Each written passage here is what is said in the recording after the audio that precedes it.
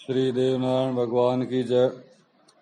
इस प्रकार कुंवर मेंदुआ अपनी रियासत में भटूर के थाने पर निवास करता है और भटूर के थाने पर बीसलदेव का पत्र आता है। बीसलदेव कहता है कि मेंदू तेरे भाई गढ़गोटा में आ गए हैं और उन्होंने राणा की खारी नदी के किनारे खेती भेड़ दी है, खेती नष्ट कर दी है और उस खेती का कितना नुकसान किया है वो सारे नुकसान का हर्जाना राणा मेरे से मांगता है और कहता है कि बगड़ावता का तू दोस्त है, इसलिए मेरी जितनी भी खेती का नुकसान हुआ वो सारी खेती का हर्जाना मैं आपसे भुगतूंगा।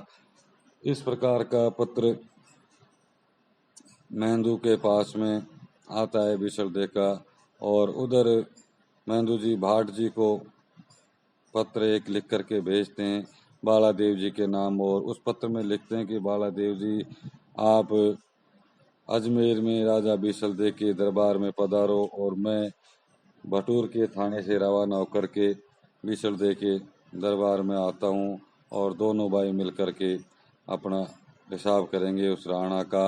और यहाँ से मैं आपके साथ जब ही चलूँगा जब आप मेरे को लेने बालादेव जी मेंदुआ को लेने बीसलदेव के दरबार में पहुँचेंगे। इधर से दूसरे दिन बाबा भाट जी गढ़गोटा में पहुंच जाते हैं, बालादेव जी को सारे समाचार दे देते हैं और सारे समाचार देने के बाद में बालादेव जी अजमेर के लिए रवाना हो जाते हैं।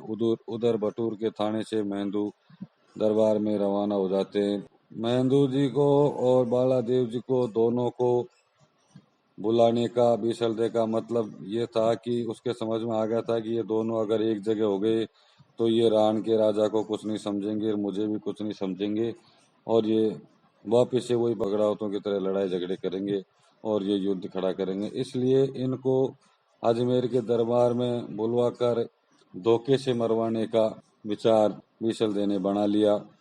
बालादेव जी पहुंच जाते हैं बीसलदेव के दरबार में।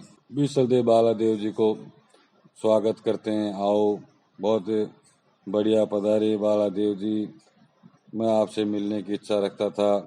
इसलिए प्रेम से बीसलदेव बालादेव जी का स्वागत करते हैं। उधर छोटू भाट जी बालादेव जी के साथ आए थे। थोड़ी देर बाद मेंदुआ को आना था। बीसलदेव ने जो प्रोग्राम बनाया था कि अजमेर के गेट में घुसते ही दो मल्ल खड़े कर रखे थे बीसलदेव ने कि जैसे ही मेंदुआ इन दरवाजों में घुसेगा और दोनों मल्ल मेंदुआ को मार देंगे। इस बात का पता छोटू भाट को लग गया। छोटू भाट बालादेव जी से थोड़ा इशारा दे करके दरबार से रवाना हो जाते हैं और मेंदू से अजमेर से बाहर आके मिलते हैं और मेंदू से कहते हैं कि दोनों भाइयों को खतरा है और आप सावधान रहना।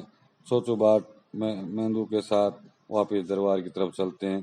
पहले दरवाजे पे आते ही आक्रमण कर देते हैं दोनों पहलवान। मेंदू दोनों को अपने भाले से मार गिराता है और अंदर महल में प्रवेश कर जाता है। दूसरे दरवाजे पर भी यही व्यवस्था थी। दोनों दरवाजों पर मेंदू दोनों पहलवानों को मार करके दरबार के अंदर घुस जाता है। छोटू भाट ने मेंदू से बताया था कि इस बात को किसी को जिक्र मत करना कि ऐसे तेरे को कोई मारने वाले खड़े किए थे, क्योंकि बीसलदेव को पता लग जाएगा तो और नया षड्यंत्र रचेंगे और आपको चुपचाप अपने महल में घुस जाना है। छोटू भाट, बालादेव जी और मेंदू जी तीनों अजमेर के दरबार में पहुंच जाते हैं और दरबार में पहुंचने के बाद में बीसलदेव से बातचीत करते हैं और बीसलदेव कहता है कि भाई मेंदुआ, मेरे पास पत्र आया है राजा का, ये पत्र देख ले, इसमें ये लिखा है कि इतना नुकसान मेरे को भरना है। मेंदुआ की संपत्ति बीसलदेव के पास में नेवाजी रख के गए थे, तो राणा और बीसलदेव मिलकर के इन दोनों को मारना भी चाहते थे और इनकी संपत्ति भी हड़पना चाहते थे। इनको पता लग गया था कि बालादेव जी आया है तो मेंदू को लेके जाएगा तो मेंदू के साथ में जो सेना आई थी और जो सोना चांदी और जो हाथी घोड़े दे करके नेवाजी गए थे वो सब इनको देना पड़ेगा और मैं इनको मार देता हूँ तो आगे का संकट भी कट जाएगा और मेरे पास पूरा सोना बच जाएगा। और अगर ये नहीं मरते हैं तो राणा जी को नुकसान देने के बहाने से इनका सोना रख लूंगा और इनको खाली हाथ भेज दूंगा।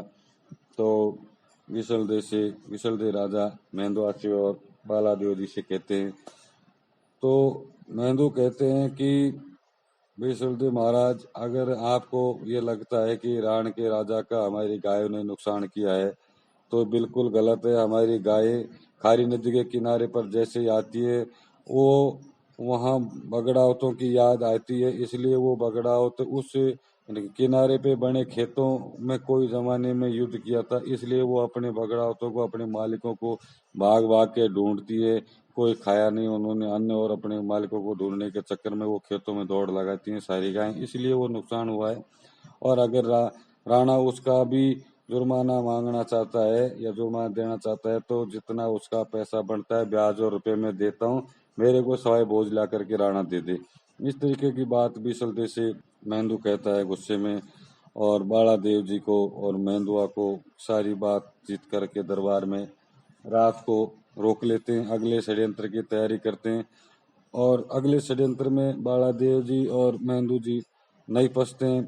बालादेव जी और मेंदु जी सुबह जाने की तैयारी करते हैं कि हमको विशलदेव महाराज यहाँ से जाने दो, हमको गोठा जाना है और हमारा जो भी सोना है, हमारे जो हाथी घोड़े, हमारी जो सेना है, मेंदु के साथ जो नेवाजी रखे गए थे, वो सारी चीजें हमको सौंप दो।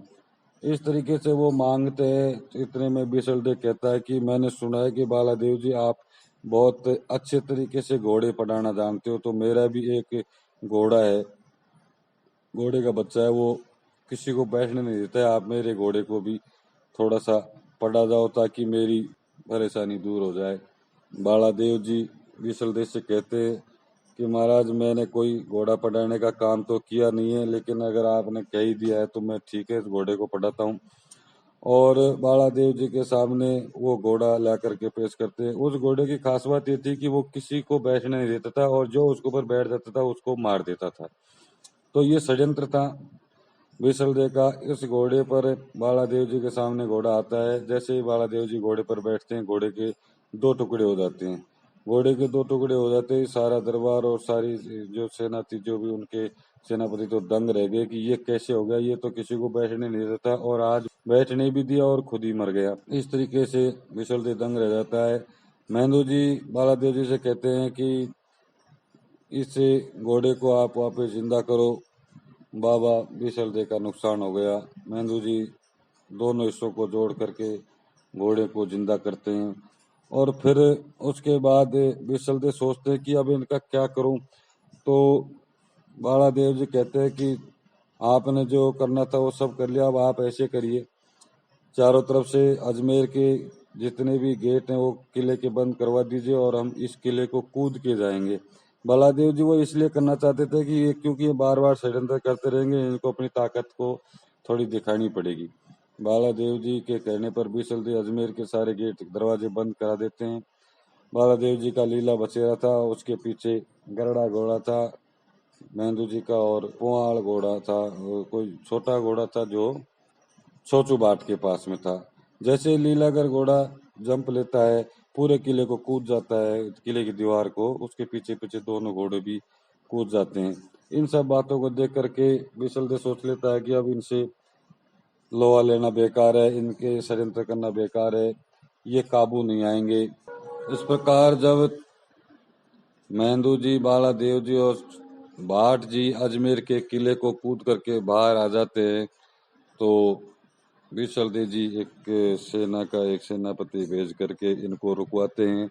इनको रुकवा के इनका सबका सत्कार करते हैं और ये कहते हैं कि आप वास्तव में बगड़ावतों की औलाद हो और बगड़ावतों से आप 2 हाथ आगे निकले, आपको मैं महान वीर मानता हूँ। और जो मेंदु जी को नेवाजी बचपन में सामान दे के गए थे, उस सारे सामान को निकालने के विशलदेव आदेश दे देते हैं। मेंदु जी का, बालादेव जी का बड़े स्वागत के साथ हाथी घोड़े जो भी नेवाजी बगड़ावत वहाँ रखे गए थे वो सारे सामान मेंदु जी को दे देते हैं और सारे सामान को लेकर के मेंदु जी और बालादेव जी घर गोठा के लिए रवाना हो जाते हैं।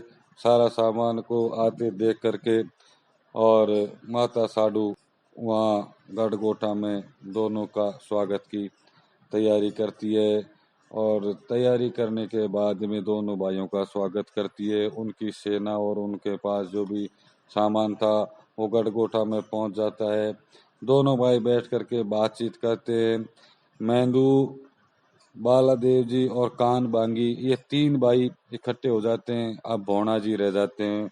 तीनों भाई बैठ करके गढ़गोटा में बातचीत करते हैं कि हमारे बाबा छोचू भाट जी, हमको आप ये बताओ कि हमारे पूर्वजों की जब ये लड़ाई हुई थी राण के राजा के साथ, तो उस समय पे गढ़गोटा में जो लूट मचाई थी, उस लूट में कौन कौन राजा क्या क्या सामान लेकर के गए थे, वो सारे सामान की हमको लिस्ट बताइए और बगड़ावतों की पूरी गाथा सुनाइए। तो गढ़गोटा में बैठ करके कान मांगी, मेंदू जी और बालादेव जी, छोचू बाट इनको गढ़गोटा में कथा सुनाने लगते हैं बगड़ावतों की। और छोचू बाट जी कहते हैं कि अगर बगड़ावतों की मैं पूरी गाथा सुनाऊं तो 12 वर्ष लगेंगे, मैं आपको मोटी मोटी सुना देता हूँ। और इस प्रकार वो सारी गुजरों की बगड़ावतों की गाथा तीनों भाइयों को सुनाते हैं और कौन कौन सामान युद्ध में से जीत करके गढ़गोटा का सामान लूट लूट के क्या क्या ले गए थे, कौन कौन से राजा क्या क्या सामान ले गए थे, वो सारी बात तीनों भाइयों को बताते हैं।